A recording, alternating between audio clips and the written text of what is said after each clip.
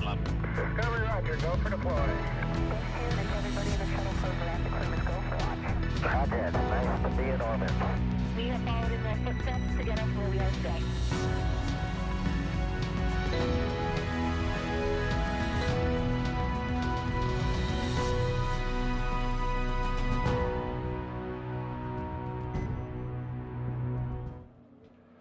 Well, good morning and welcome back to the Kennedy Space Center for this historic mission as we once again prepare to launch Bob and Doug from right out there on pad 39A on that Falcon 9 and Crew Dragon. Truly an exciting time, but hey, where was this weather Wednesday afternoon? You know, obviously it's a challenge to compete with the weather here in Florida in the summer, but we're going to do what's right. So we're moving ahead, and it sounds like we got about a 50-50 chance with the weather again tomorrow, and we'll see how it works out.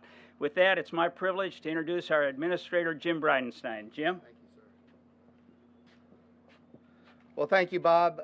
Yeah, that's right. Our highest priority is and always has been Bob and Doug, and of course, a couple of days ago we had too much electricity in the atmosphere.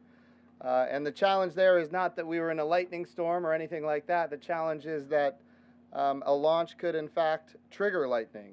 In fact, the rocket itself could become a lightning bolt. And so we had these parameters set ahead of time. Both the NASA and the SpaceX teams knew exactly what the parameters were. Those parameters were limitations, I should say. Those limitations were exceeded.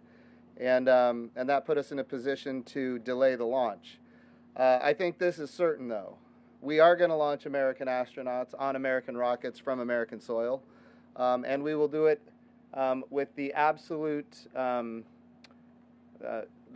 priority being the safety of our astronauts. And I will tell you, I'm very proud of the NASA team, very proud of the SpaceX team.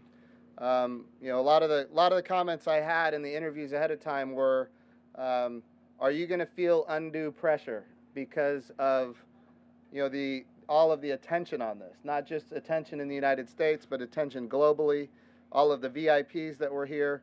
Are you going to feel undue pressure to launch?" And, you know, we have all been in agreement that there will be no pressure. We will launch when we are ready.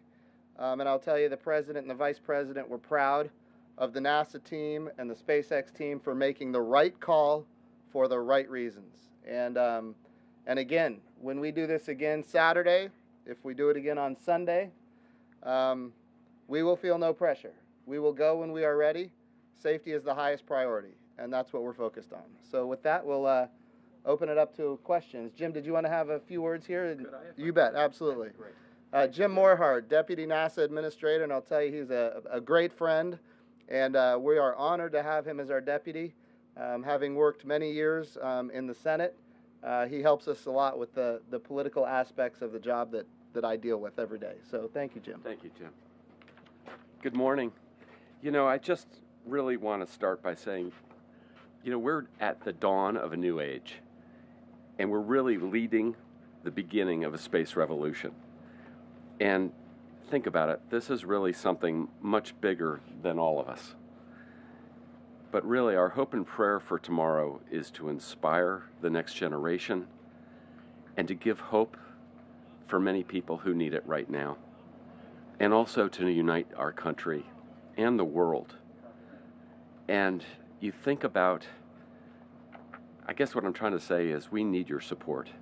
And I hope you'll stay with us as we get this flight test, whether it's tomorrow or the next day or whenever we go after that. Deke Slayton once said, he was a Mercury 7 astronaut, and he said, "A good scrub is better than a bad launch any day." And that's where we're at. Thank you.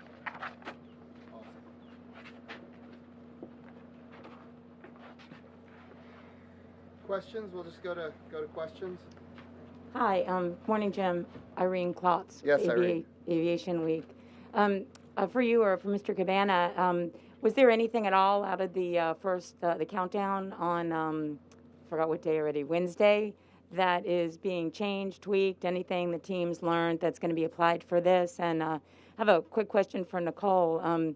Of course, this isn't Boeing's day today, but there's another. We're going to do this all again in a little while.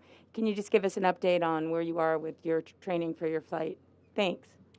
Yeah, so certainly this was interesting. We have done a dry dress rehearsal. We have never done a wet dress rehearsal. And so getting from a position of, fueling the rocket and arming the launch abort system and these kind of things that we went through, and then defueling and those. So yes, there were learning opportunities there. We're always gathering data. But I will tell you, the rocket was ready to go. The crew capsule was ready to go. All the ground systems were working according to plan. So no, I would say not a whole lot of, no big changes, but it is good for the agency to have a wet dress rehearsal behind us. So that's all very positive, and every time we do one step further, we learn things. So that's good for the agency. The second question was what? For Nicole about Starliner. Yeah. Thanks. Thank you. Yes, we are absolutely tremendously so proud of the NASA and SpaceX team. And you know what? We are calling this the beginning of flight test season. And it really is. What you're going to see is the historic launch of the NASA SpaceX Crew Dragon, hopefully tomorrow or this weekend. Following that, next year, you're going to see the launch of Boeing Starliner. And then right on the heels of that, you're going to see the launch of Orion on SLS. And so we've talked about the beginning, this first step in this roadmap of us going to the moon in the Artemis mission. There's going to be a lot of launches coming up from Florida, and there's going to be a lot of movement, and it's starting with the SpaceX launch. Morning. Eric Von Eyck, WKMG TV, CBS Orlando. So nice to be here. Godspeed tomorrow. Thank you for taking our questions. I want to ask you about the 45th Task Force specifically. As you know, America's Best, just down the coast from us at Patrick Air Force Base, we met them, are going to rescue Bob and Doug. God forbid something goes wrong, they end up in the water somewhere. They showed us the equipment. They've been training, as you know, for years. In fact, what they told us is they really started their training after the shuttle program ended in 2011. They're so excited. They have this warehouse full of stuff, 150 men and women. And they only step in, as you know, if something goes wrong. If not, we're not going to see about them. We're not going to hear about them. They didn't say this, but I sensed a little bit of sadness that they're not going to get the glory when Bob and Doug finally do come home and we can welcome our heroes back, right? Is there any way to give them some of the glory? They know this is SpaceX's show. We understand that. Is there any way to involve them a little bit, considering what they're going to do and probably never be seen? So I'll be happy to take that. And of course, I'll tell you, Bob Cabana works with the 45th Space Wing day in and day out. They are amazing partners for NASA. But yes, Det-3, which is part of the 45th Space Wing, is the organization that, should something go wrong and the launch abort system is triggered, they will be rescuing Bob and Doug. And they're also going to be involved in recovery. But even beyond that, the 45th Space Wing does so much more than just recovery. The 45th Space Wing is involved in helping us understand second by second what the weather is, helping us with the data, helping us with the numerical weather models for the weather. They help us, of course, with the range, making sure that we have everything we need for the range and clearance of the range. This is their range, and they are amazing partners. This whole launch, we have branded this. Importantly, this is not Launch NASA. It's not Launch SpaceX. It's Launch America. This is America's launch, and the interagency is critical to this effort. And of course, the 45th Space Wing, which is a new component of the brand new Space Force. I want to reemphasize that they are now part of the Space Force, and emphasize that we have other partners as well. The FAA is very involved in this launch. The Department of Transportation, of course, is the parent of the FAA. So this is an all-of-America effort, and when we launch, it will be Launch America. Bob? I just want to emphasize what the administrator said. spaceflight is a team sport. None of us are successful unless all of us are successful. And we couldn't have a better relationship than we do with General Doug Shess and the 45th Space Wing. We wouldn't be here without them. Everything that we have done working with the Space Wing, working with the FAA to improve our operations, to enable commercial operations in a more user-friendly environment, this has been years in the making, getting us to where we are right now. And, it's not just the engineering team, it's not just NASA, it's not just the commercial crew program. I mean, this is across the board. It's all of the support organizations within NASA and the Air Force that are helping make this a successful launch. As the administrator said, this is Launch America. This isn't just launch, commercial crew. So our whole nation needs to take pride in this, and everybody has had a role to play. They need to own this. They are part of it. We wouldn't be here if everybody wasn't playing their role in making us successful. Administrator, great to see you again. This is Gio Benitez over at ABC News. Obviously, this is Florida. The weather can do whatever it wants to do, but the forecasts aren't looking so great for tomorrow and for Sunday. So some of our viewers have been wondering, why not wait till the weather is good? Why go through the whole process when you have lightning in the area and such? Yeah, so we're balancing so many different things right now, and that's an important question. And I just want people to know that when we balance all of these things, there is always going to be uncertainty. We could wait another week and we can see that the weather is going to be good. The question is, why is the weather good a week from now? And the answer is, well, because the winds are going to be east to west.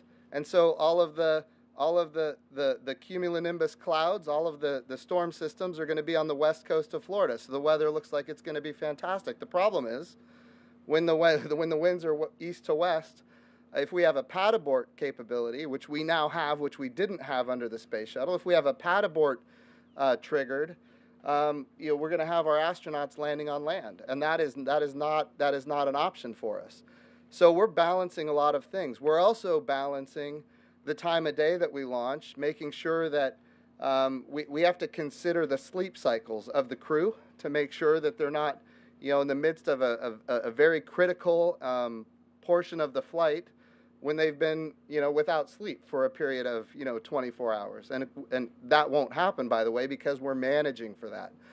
But it's not just the sleep cycles of the crew, it's also the sleep cycles on the International Space Station, and all of these things that we're balancing have to match. So we have these very unique opportunities of time. It's interesting, when you talk about launching to the International Space Station, your launch window is not a window at all. It's instantaneous. And if you don't meet it, you don't go. So you have to have all of these things met ahead of time, and then you select the window.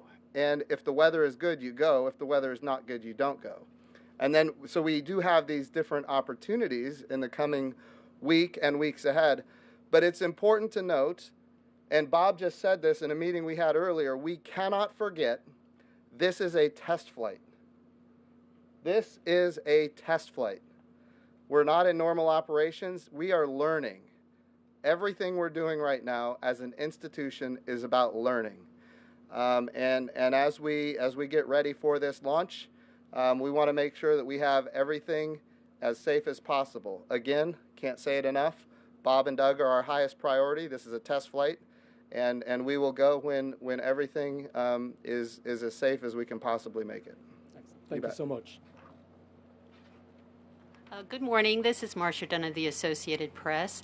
I'd like the two active astronauts perhaps to answer this. This is being described as a revolution, a new dawn, and I'd like you to tell me what your image of the future is going to look like in your lifetimes. I mean, is it too much to hope for Jetsons, Tony Stark, Iron Man? I mean, realistically, what do you want to leave people with in what's possible in our lifetimes? Thank you so much for that question. I'm still waiting for my personal jetpack, but the future is incredibly exciting. It's been said many times already that we are really at the cusp of the next generation of spaceflight, and that is so true. What we're going to witness in the near future, hopefully tomorrow, is the culmination of that relationship between a government and a commercial entity that's helping us to get to low Earth orbit and to get to the International Space Station. My vision for the future is that this ignites that next generation of spaceflight. I look forward to seeing Artemis take the first woman and the next man to the lunar surface for a permanent habitat, where we will be doing research and science and exploration on the moon, and that will serve then as a launching pad to get us to Mars. And I think that is doable within my lifetime, and I'm so excited about this launch because I remember when I was in second grade watching the space shuttle launch. Teacher wheeled a television into our classroom, and that inspired me to recognize that this job of exploration was a possibility for me.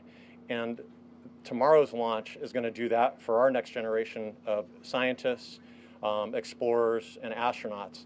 And it's that generation that's going to take us to the moon and to Mars and beyond. Thank you. Thank you so much. So I think what I look forward to is a vision where the younger generation sees no limitations in their life, whether that be because of their gender or their orientation or their nationality or anything. They just see possibilities.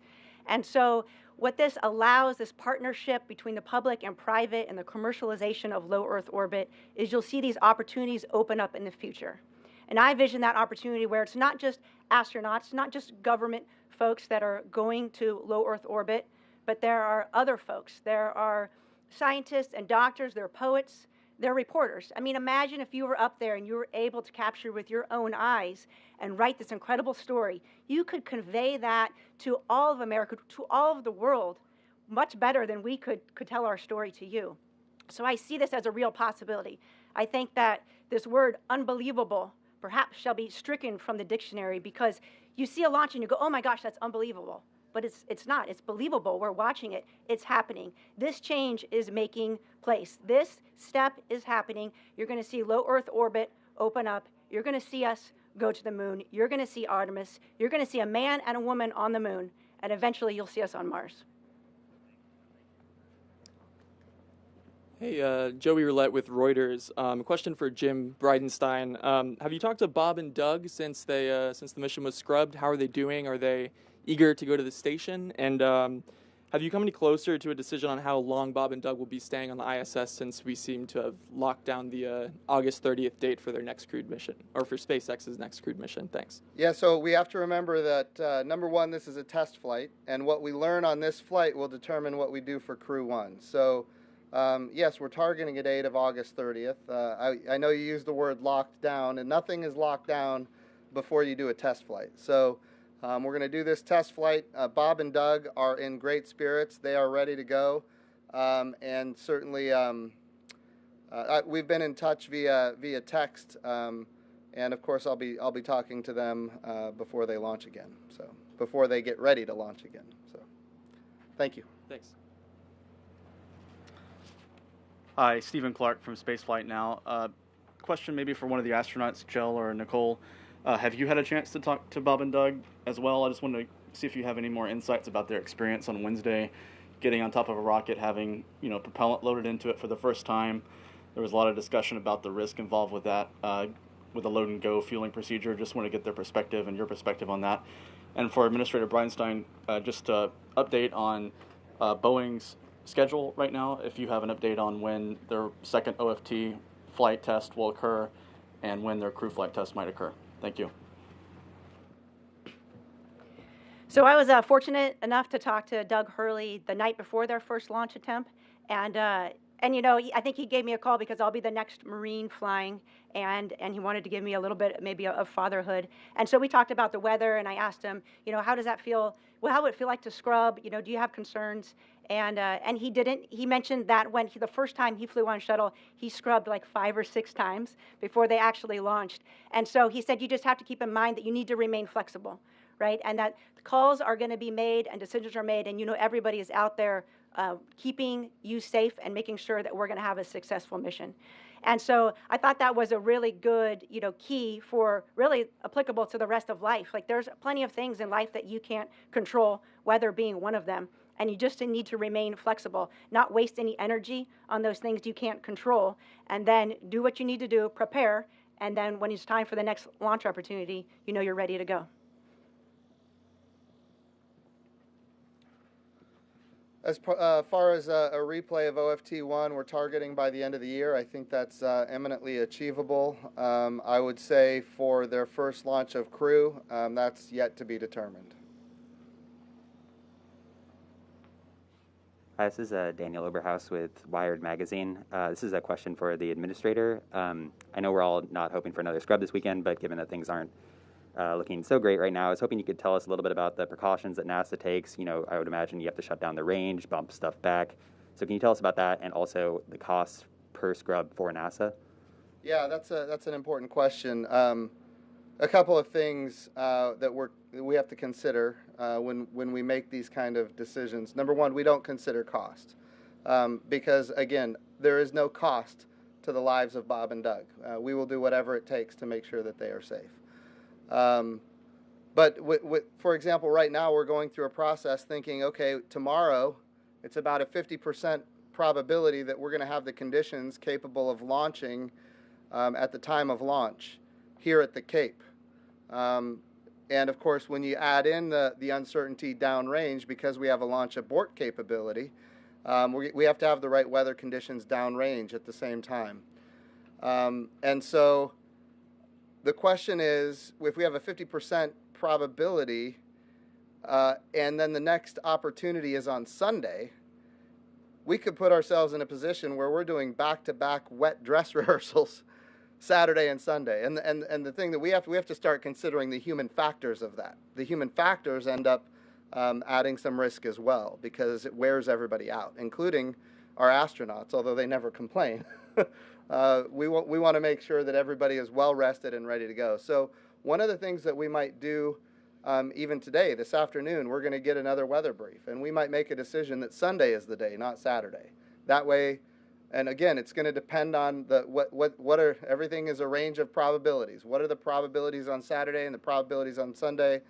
And if it's a high enough probability on Saturday, we target that day. So we're looking at all of these different options that we have to consider.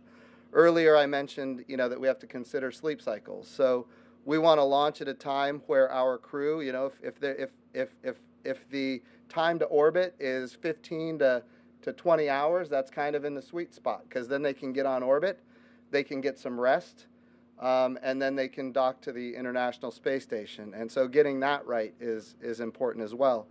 When we talk about their sleep cycles, depending on the day we launch and the time we launch, we've got phase burns and we've got boost burns that we have to get accomplished. And of course, if those are in the middle of the times when the astronauts are trying to catch some sleep, then that's not optimum either. So yes, we're having to balance all of these things. There is cost associated with the delay. Make no mistake, there is cost. We load the rocket with liquid oxygen. We unload the rocket with liquid oxygen. We've got all of these people here at the Cape that are focused on getting the mission accomplished. There is absolutely cost associated. As far as like the total dollar amount, given all of the things that we do, I don't have that number just handy right now. But there is cost associated. But again, compared to the investment that took us to get to this point, those costs are really, really minimal. And compared to the lives of Bob and Doug, we are not worried about that. Remember, this is a test flight. We need to make sure that we are maximizing the opportunity for success, and that's what we're focused on. Just briefly, do you have a ballpark figures? Are we talking like hundreds of thousands, millions of dollars? We'll get you a number. Okay, thank you. Yep. Hi, this is Michael Sheets. I'm with CNBC. My question is for Jim, and Bob can probably help add a little color here. Jim, you've asked people to stay home for this mission, given we're all wearing masks, we're all social distancing here on site, but the visitor complex reopened the day after the scrub. So this launch attempt is going to see people be able to come to the visitor center. And as well as it's the weekend. People don't have to take off work if they want to come try to watch the first time we've launched Crew in almost a decade. So what kind of measures is NASA taking that's different than we saw on launch day on Wednesday? And what kind of crowds is NASA expecting in the local area and even to welcome on site? So just so you're aware, yes, I don't know what the count is, but lots and lots of people came to the Cape to watch this launch. So I'll tell you what we're considering as an agency. This is an important mission for us. We also have in July, we're launching a robot to Mars. And so we have to protect the safety and the health of the workforce here at the Kennedy Space Center. And then, of course, once Demo-2 is successful, which it will be, once Demo-2 is successful, we're going to launch Crew 1.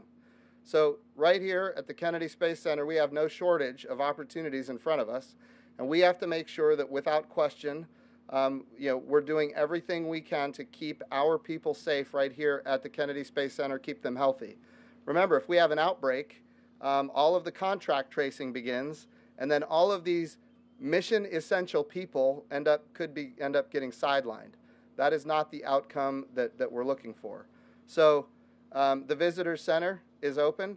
There is no doubt times are changing and people are going to travel, and the visitor center is going to be open. What we expect is that when people come here, they follow the guidance of the governor of the state of Florida, that they follow the guidance for social distancing and personal protective equipment if you're not going to maintain that distance. And if people do that, they're going to be safe. But we will make sure that the people that are involved in these mission essential functions for this country, launching American astronauts on American rockets from American soil, launching our next rover to Mars, that these mission essential functions will not be placed in jeopardy. And I'd like to add to that. First off, the visitor center, it's a limited opening. It's not full capacity. They limited the number of people that could come on to the main complex. There are no bus tours. They're not going out to the Saturn V. So it's in keeping with what Disney has done and Universal has done at City Walk. Not even all of the venues on the main complex are going to be open. And this was planned to open. Had we launched on time, it would have been after the launch. It just turned out with the scrub that now those folks that come to the visitor center are going to be able to view it from the visitor center. But they have strict rules in place for CDC guidance. All I can say is they're doing it in the safest way possible and in keeping with Governor DeSantis's guidelines for helping to open up the state of Florida. But it is by no means a full opening of the Space Visitor Center, Kennedy Visitor Center, and it is a limited participation. Here on site, as the administrator mentioned, we're still in stage 3 for our guidelines on site for the coronavirus. We require folks to wear masks in common areas. In buildings, if they cannot be 6 feet apart, they have to wear a mask in hallways, common areas, elevators, and so on. So we are taking this seriously. We have to protect our workforce to ensure that we can complete NASA's mission essential work. Hi, Ken Chang, New York Times.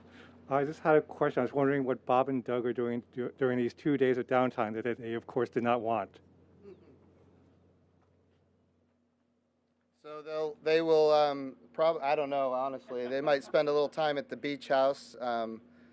Again, I don't know, but I would guess that's probably what they'll do. They started a new tradition of launching little rockets. I don't know if you've seen any of that, but they started a new tradition of launching rockets from the beach at the beach house before a big launch. And so I would imagine they're probably getting some downtime. They're probably thinking about what's coming, maybe some changes that they'd like to have for their next route to the rocket.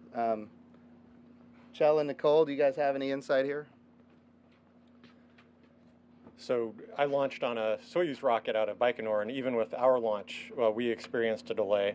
And so, you certainly get excited about the launch. You're prepared. Your mindset is such that you're ready to fly. And certainly Bob and Doug were ready to do that on Wednesday. And so the scrub, the delay, just represents an opportunity for the team to learn and then an opportunity for them to reunite with their families. I know they're spending time with their families and enjoying this little bit of time before they get ready to fly again. I'm sure they're getting briefings from the SpaceX team, from the NASA team, on what the weather looks like, how the vehicle looks, and then getting back into the zone for whatever we decide for tomorrow or Sunday.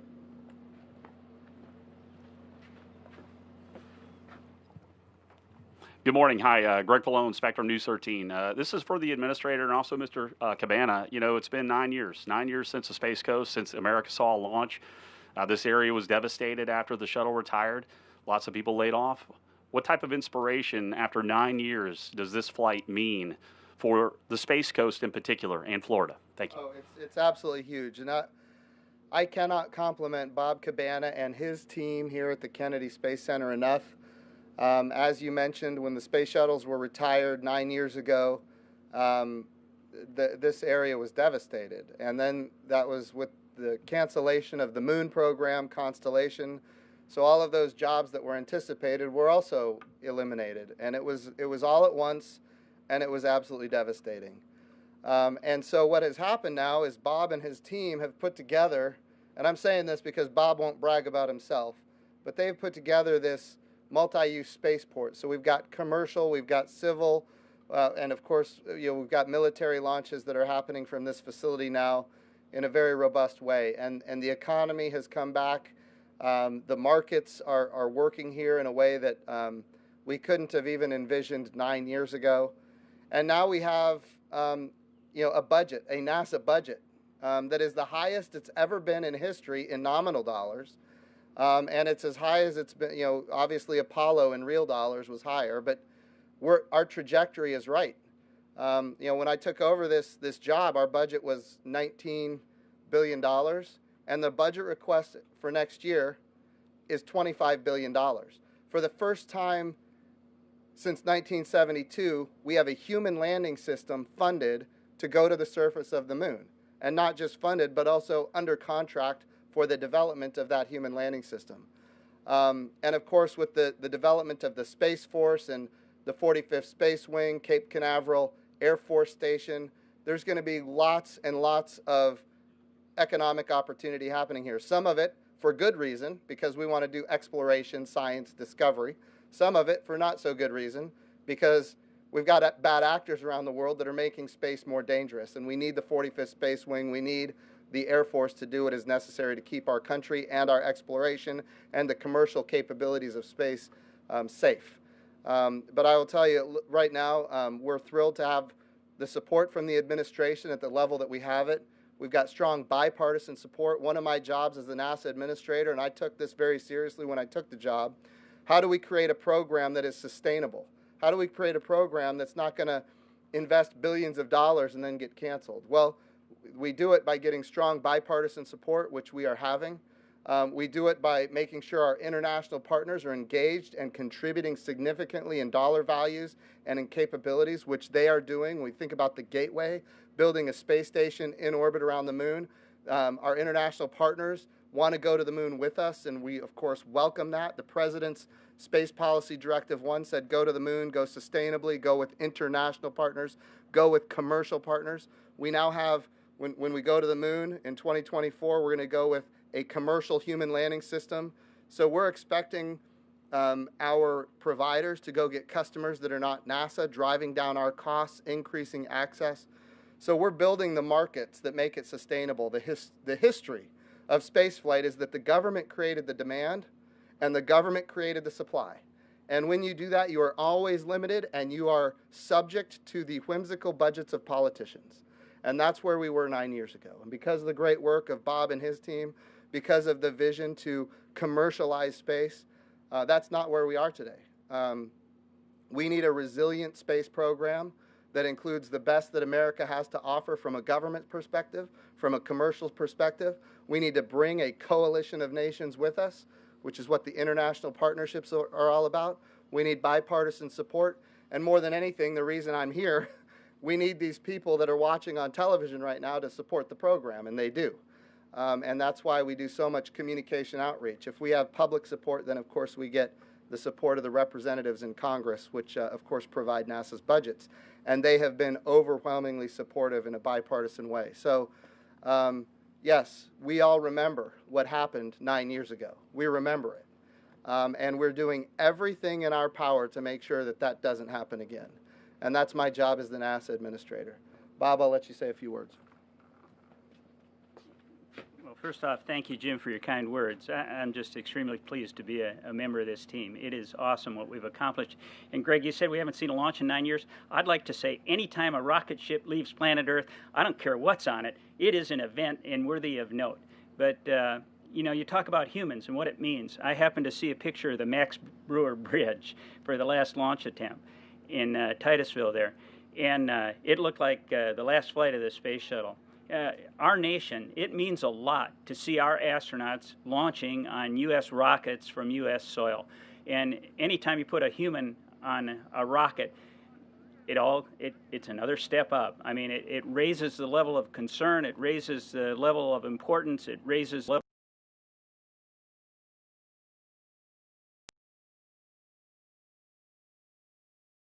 What it's going to mean to me to see a U.S. rocket launching crews again off that pad out there. That's what they were designed for. We went to the moon from that pad.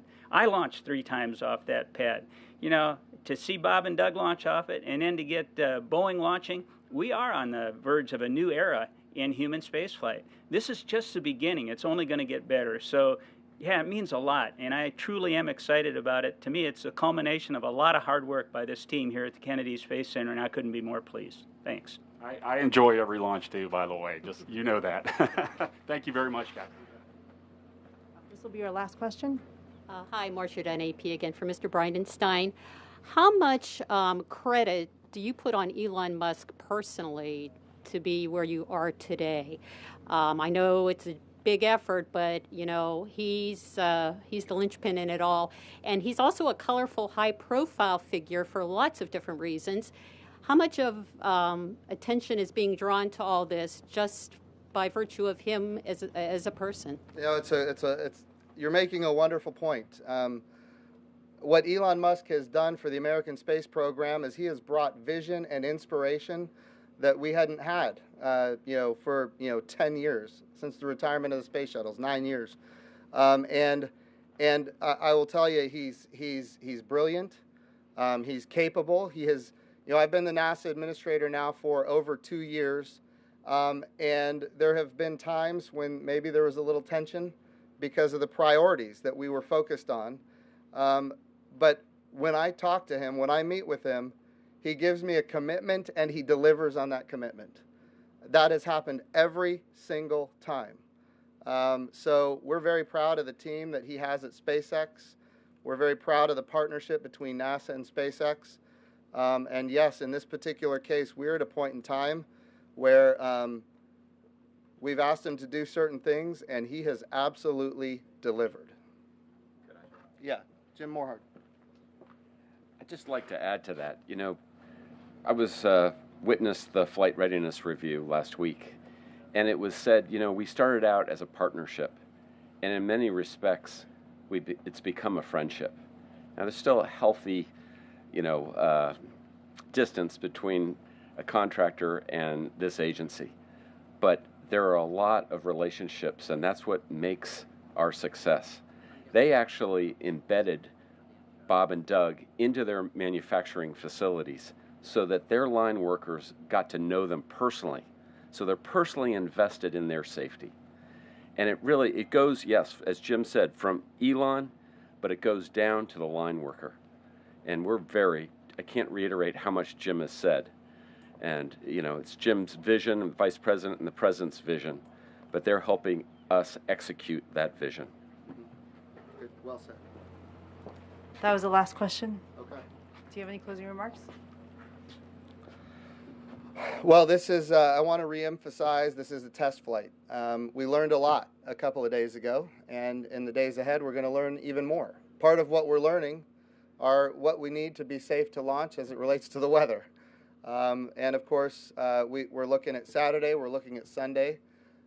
We have some other days beyond that where we could launch. The 7th and the 8th are reserved, but we're looking at maybe the 2nd and the 3rd as well, although that's not a certainty at this point. But I just want to reemphasize that this is a test flight, that we're going to do everything we can to keep Bob and Doug 100% safe. They are ready to go. They were ready to go before. They're even more ready to go now. And this agency we call NASA is about to pull off something spectacular with our partners at SpaceX, and we're very excited about it. So thank you all for coming and covering this press conference. Thank you. That concludes the press conference. Have a great day.